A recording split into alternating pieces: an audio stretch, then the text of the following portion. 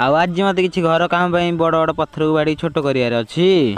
हाँ तो मु बबुल कटोडगा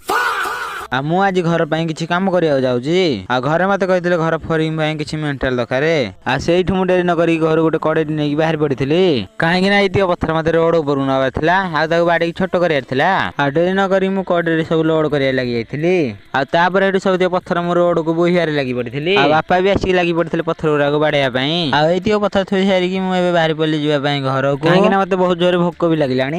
घर को आसिक फटाफट ब्रश कर लगी पड़ी ब्रश कर सारिकी मुझे बस पड़ी खाई खाई सारिकी मुझे गोटे छोट हामराटे नहीं बाहर पड़ी पत्थर बाड़ाई मुझे देखे तो बापा अधारू अधिक पत्थर बाड़ी पूरा छोट कर सारे मुझे डेरी नक जो पत्थर थी पत्थर को बाड़ाई बस पड़ी